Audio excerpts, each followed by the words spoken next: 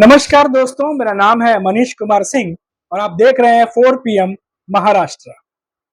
मैं आपके सामने एक ऐसी खबर लेकर के आया हूं जिससे एकनाथ शिंदे की पार्टी के अंदर जो शिवसेना है उधर में उसमें क्या चल रहा है उसका अंदाजा भी आपको लगेगा। और साथ ही साथ अमरावती से जो बीजेपी कैंडिडेट खड़ी हैं नवनीत राणा, उनको टिकट कैसे मिला उसके पीछे की कहानी भी आपको पता चलेगी।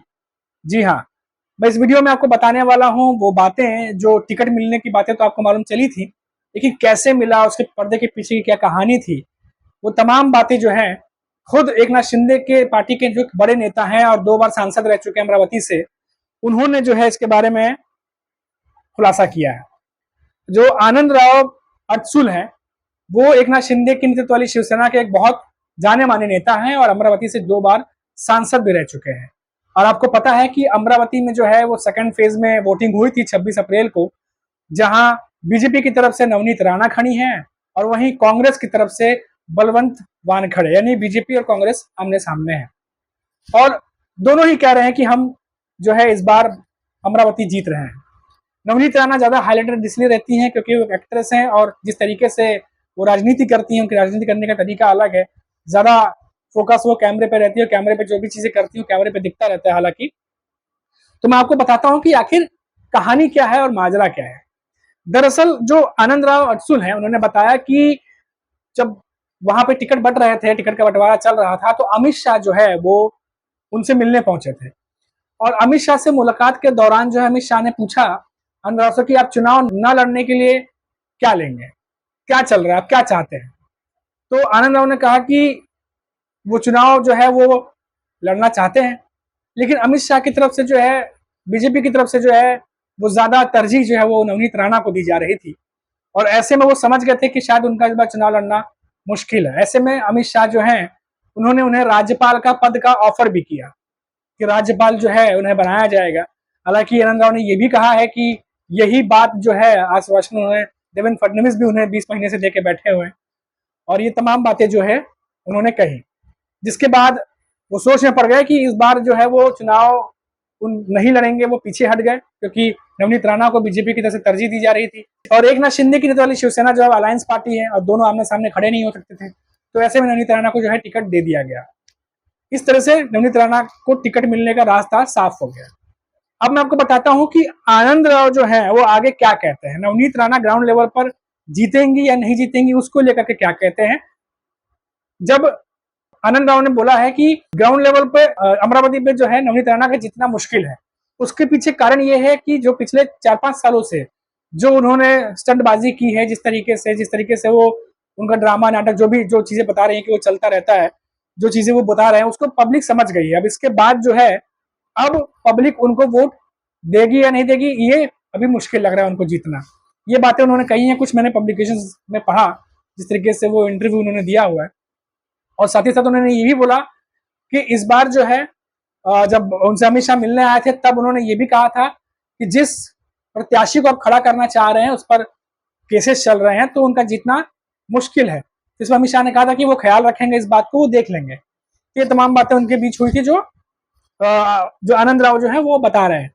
इसके अलावा जो है कांग्रेस के जो बलवंत वानखड़े खड़े हैं, उन्होंने भी काफी ज्यादा चुनाव प्रचार किया है वहां पर और इस बार लग रहा है कि मुकाबला कांटे का है वहां से दोनों के बीच में।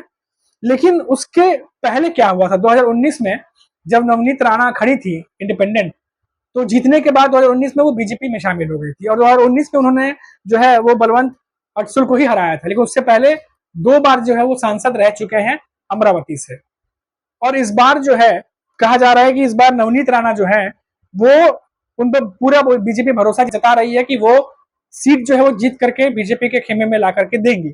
लेकिन वहां से 2 बार सांसद रह चुके और बड़े नेता है आनंद राव, वो उसका अपोजिट सोच रहे हैं। उनको लग रहा है कि इस बार जो है जीतना जो है वो अमरावती में नवनीत राणा के लिए बहुत मुश्किल हो सकता है। अब इसमें सोचने वाली बात यह है कि ये बातें कह कौन रहा है, ये बातें उन्हीं की अलायंस की पार्टी यानी एकनाथ शिंदे की जो नेतृत्व शिवसेना है उनके ही पार्टी के नेता ये बातें कह रहे हैं। तो सोचिए आप कि वो उन्हीं के सपोर्टिव अलायंस पार्टी है जिसके साथ वो सरकार चला रहे हैं, यानी एकनाथ शिंदे और बीजेपी, इन दोनों की अलायंस पार्टी के साथ सरकार चल रही है, ऊपर एक अजीत पवार है। लेकिन जब उन्हीं के पार्टी के नेता इस तरह से बात करने लगे तो समझ में आता है कि पार्टी में सब कुछ ठीक नहीं है। इससे पहले भी हमने देखा कि 20 मई को जो है वो चुनाव खत्म हुए थे, जिसके बाद ही जो है वो मावल की बात करें, वहां पे अजीत पवार और एकनाथ शिंदे के नेता आमने सामने भिड़ गए थे कि उन्हें सपोर्ट नहीं किया गया। चुनाव प्रचार के दौरान जो एकनाथ शिंदे के प्रत्याशी थे उनका सपोर्ट जो है अजीत पवार के ग्रुप ने नहीं किया। वही हमने देखा कि मुंबई नॉर्थ वेस्ट सीट से जो अमोल कीर्तिकर खड़े हैं, गजानंद कीर्तिकर के बेटे, वो जो है उनको लेकर के जो है एकनाथ शिंदे से ही पार्टी के नेताओं ने डिमांड की कि उनके खिलाफ जो है, गजानंद कीर्तिकर के खिलाफ जो है वो एक्शन लिया जाए, क्योंकि पार्टी का जो ऑफिस है उसका इस्तेमाल अमोल कीर्तिकर कर रहे थे और पिता होने के नाते इन्होंने कुछ बोला नहीं, पुत्र मुंह में पड़ गए, तमाम बातें हुई और गजानंद कीर्तिकर के खिलाफ जो है वो कार्रवाई की मांग की जाने लगी एकनाथ शिंदे से, क्योंकि गजानंद कीर्तिकर जो है वो एकनाथ शिंदे वाली नेतृत्व शिवसेना में है और अमोल कीर्तिकर जो उनके बेटे हैं वो यूबीटी ग्रुप यानी कि उद्धव ठाकरे की नेतृत्व वाली शिवसेना में है। अब ऐसे में जो आनंद राव हैं वो गजानंद कीर्तिकर का भी सपोर्ट करते दिख रहे हैं। उन्होंने कहा है कि गजानंद कीर्तिकर एक वरिष्ठ नेता हैं और उन्हें अपना ओपिनियन रखने का पूरा हक है। तो आप समझिए कि जहां एक तरफ पार्टी के जो एकनाथ शिंदे की नेतृत्व वाली शिवसेना है, एक तरफ उनकी पार्टी के बड़े नेता ये डिमांड कर रहे हैं कि गजानंद कीर्तिकर के खिलाफ जो है अनुशासनात्मक कार्रवाई होनी चाहिए, वहीं उन्हीं के पार्टी के एक और बड़े नेता जो आनंद राव हैं, जो 2 बार सांसद रह चुके हैं और जिन्हें इस बार टिकट नहीं मिला, बीजेपी के प्रत्याशी नवनीत राणा को दिया गया और इन्हें टिकट न लेने के एवज में पद जो है वो ऑफर किया गया राज्यपाल का, वो अब कह रहे हैं, जो इतने बड़े नेता हैं वो कह रहे हैं कि उन्हें गजानंद कीर्तिकर को अपना पक्ष रखने का पूरा पूरा हक है। अब इन तमाम घटनाओं से, तमाम इंसिडेंट से आप अंदाजा लगाइए कि जो पार्टी महाराष्ट्र में चल रही है एकनाथ शिंदे की, जो इनकी अलायंस पार्टी है बीजेपी और अजीत पवार की, क्या उनके बीच में सब कुछ ठीक है? ये तीसरी ऐसी घटना है जब पार्टी के ही किसी बड़े नेता ने ऐसा ओपिनियन, ऐसी बातें रखी हैं, जब वो चुनाव 20 मई को चुनाव होने के बाद तीसरी ऐसी घटना है जब इस तरह से खुल के पार्टी के बड़े नेता ने अपना ओपिनियन रखा है। इससे पहले मावल की घटना ही, मावल में भी आपने देखा, जिसका मैंने जिक्र किया कि अजीत पवार की पार्टी पे एकनाथ शिंदे की नेतृत्व वाली जो शिवसेना है उनके ही वहां के प्रत्याशी और जो लोग हैं उन्होंने ये आरोप लगाया कि कैंपेन के दौरान अजीत पवार जो गुट है, एनसीपी जो है, उन्होंने उनकी हेल्प नहीं की। मावल लोकसभा सीट की बात कर रहा हूं मैं। उसके पहले गजानंद कीर्तिकर वाला इंसिडेंट हुआ और अब ये आनंद राव अडसुल वाला। अब आनंद राव अडसुल अभी भी एकनाथ शिंदे की शिवसेना में है और उन्हें जो है 2014 के बाद जो है 2019 में अमरावती में जो है वो हार का सामना करना पड़ा, देखना पड़ा नवनीत राणा के खिलाफ, लेकिन नवनीत राणा उस समय इंडिपेंडेंट लड़ी थी और नया चेहरा थी, जिसकी वजह से पब्लिक ने उन पर भरोसा जताया। लेकिन ये जो पिछले 4-5 सालों में हुआ है इंसिडेंट, इसको देखते हुए आनंद राव कह रहे हैं कि इस बार अमरावती में उनका जीतना मुश्किल है। जो ग्राउंड लेवल पे जो चीजें चल रही हैं, जिस तरीके से उनकी स्टंटबाजी, जिस तरीके से जो पूरा वो माहौल बना के रखती है, वो पब्लिक को समझ में आ रहा है और इस बार जो है उनका जीतना वहां से मुश्किल दिखाई दे रहा है। ये खुद बीजेपी के अलायंस पार्टी के ही नेता, बड़े नेता जो है आनंद राव अडसुल कह रहे हैं।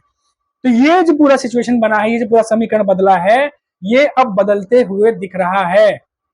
क्या ये तीसरी घटना के बाद और भी घटना सामने आने वाली है जब ये दिखाई देगा कि बीजेपी और उनके अलायंस पार्टी के बीच में सब कुछ ठीक नहीं है? एक के बाद एक इंसिडेंट सामने आ रहे हैं और जो ये एग्जांपल सेट कर रहे हैं कि जो भी बाहर से कहानी बनाई गई थी कि हमारे अलायंस में सब कुछ ठीक चल रहा है या हमारे बीच में सब कुछ तय है और हम सब मिलकर आगे बढ़ रहे हैं, उसमें कहीं ना कहीं जो है एक शक जो है वो पैदा होता है कि सब कुछ ठीक नहीं है। तो अभी के लिए फिलहाल इतना ही और आप देखते रहिए 4 PM महाराष्ट्र। फिर लौटेंगे तो बात करेंगे महाराष्ट्र की किसी बड़ी खबर पर। तब तक के लिए मुझे इजाजत दीजिए। नमस्कार।